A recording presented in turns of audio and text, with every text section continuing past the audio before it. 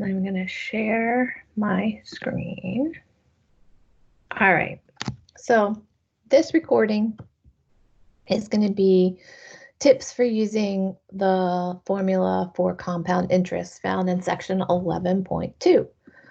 All right, so one of the biggest problems that I've noticed in grading the homework that's been turned in so far is the value that we use for n. So I draw your attention to this page in the textbook. You can find this on page 674. This little chart down here at the bottom of that I have pasted here.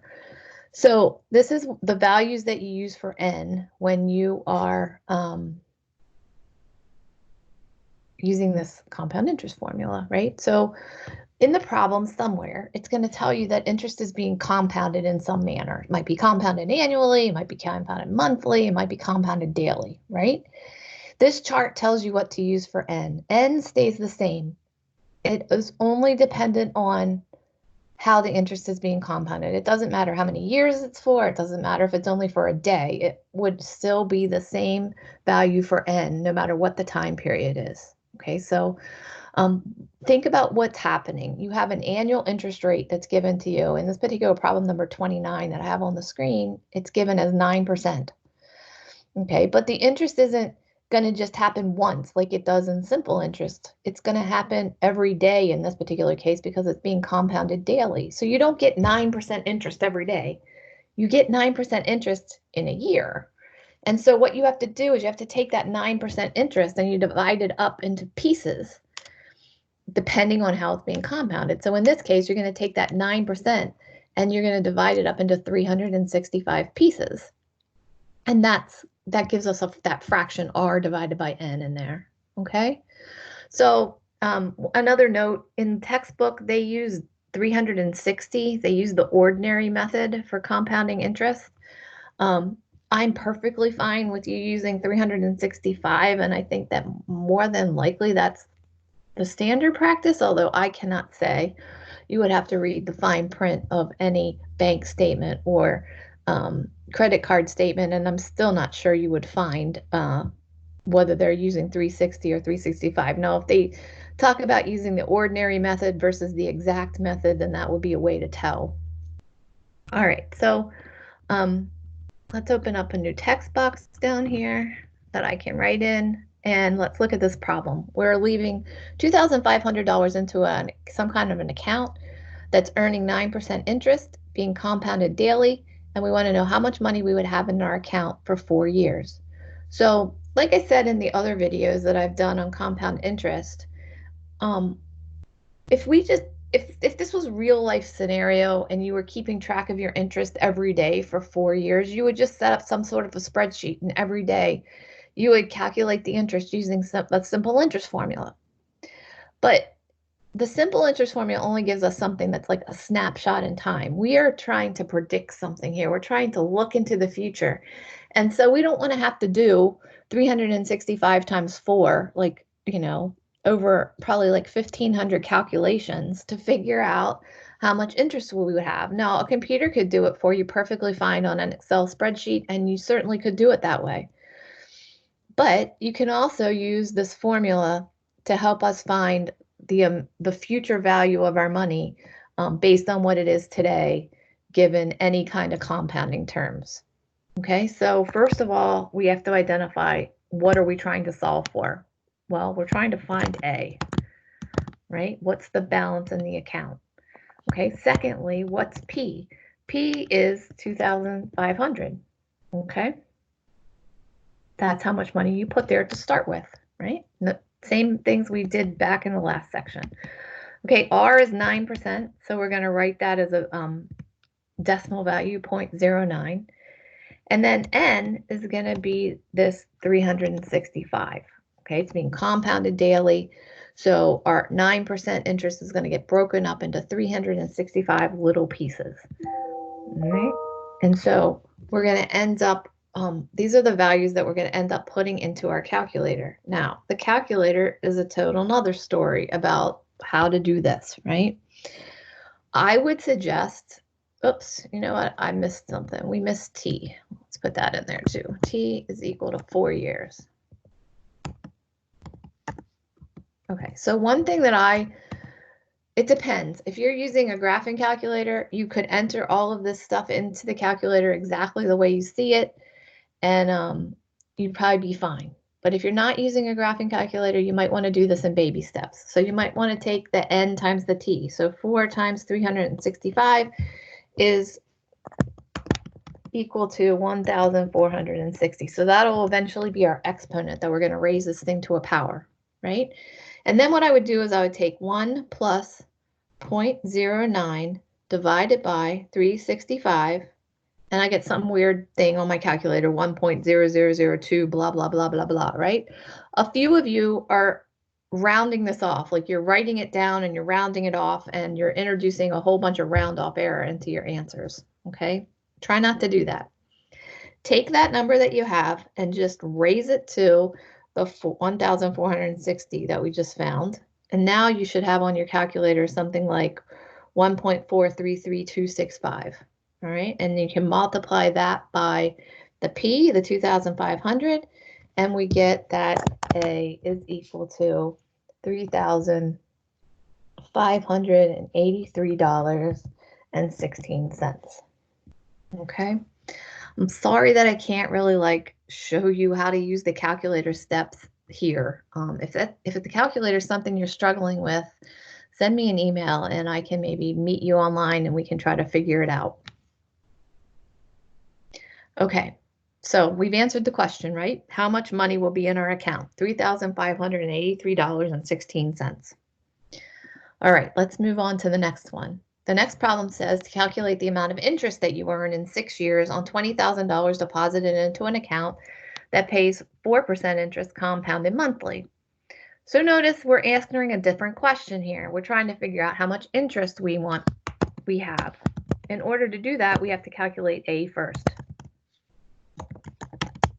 And then we'll be able to find E. Okay, I mean I. So P is equal to 20,000. R is 4%, so 0.04.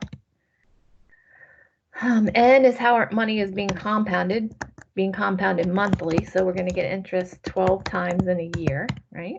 So N is 12. And then T is going to be equal to 6. All right, so again, I'm going to take the N times T value. I'm going to multiply those two numbers together and get 72. Okay, because that'll help me just as I put things into the calculator. All right, so I'm going to start with the 1. 1 plus 0.04 divided by 12 gives me 1.0033333 forever on my calculator. Okay, I'm going to raise that to the 72nd power, and I get 1.27074.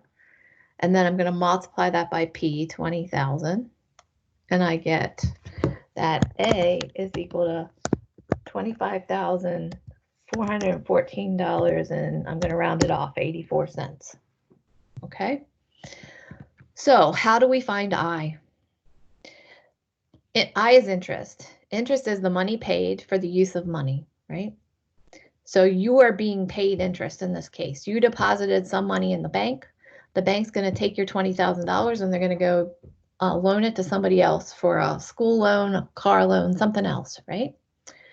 And so they're going to pay you interest to be able to use your money. So if we started out at the very beginning with P equal to 20,000, and we end up at the end of this investment 6 years later, we have 25,414. Then the interest that we have has to be the difference of those two, right? It has to be the difference. So we're going to take what we had in the end, A, and we're going to subtract what we had in the beginning, P, and we're going to see that we earned $5,414 in interest. Okay. All right. Last problem. in this section. Some of the questions ask you not how much money you will have at some point in the future. They're set up to have some sort of a goal. In the future, I would like to have X amount of money. How do I get there? What do I have to put in the bank right now so that in this amount of time, I will get a balance that I'm looking for? So in this problem number 49, it's talking about parents wanting to put money into an account so that they'll have $48,000 18 years from now when their child goes off to college. Okay. And they're going to get 3% interest compounded monthly in whatever account. Maybe it's some sort of state savings account, or maybe it's a trust fund. I don't know. Who knows what it is? A mutual fund, whatever, right? But some sort of college savings plan. And this is what they can get for their money. All right. So what we are trying to find is P, right?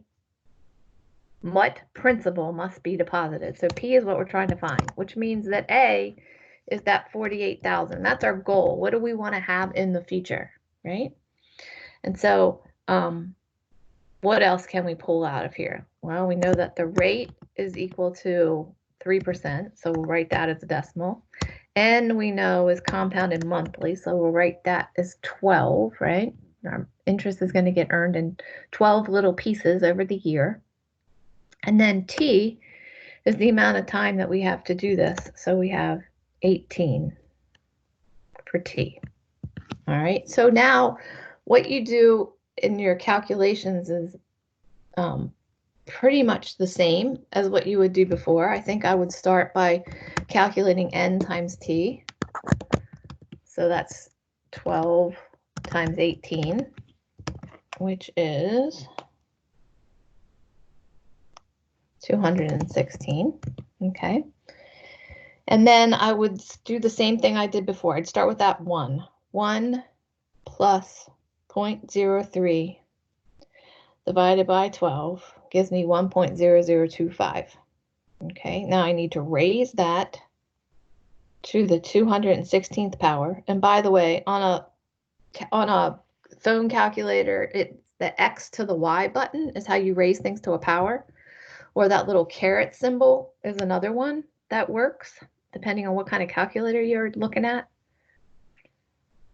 Okay, so I have in here right now a value for 1 plus r divided by n raised to the nt power. And so I'm going to try to write that down. So far what we have in our equation is 48,000 is equal to P times something. And the something is this.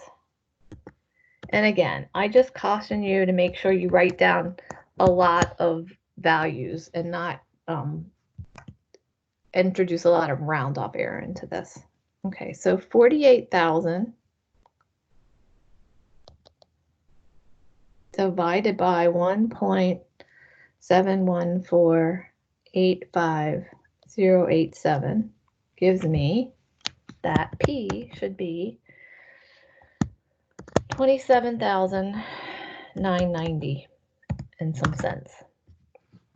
Okay, so just make sure that you're solving for the right variables. Look at what the question's asking you and make sure that you are finding what they're asking you to find.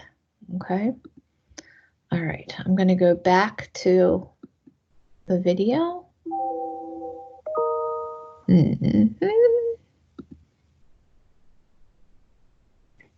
Okay, and I'm going to go ahead and stop that recording so that they're in little chunks.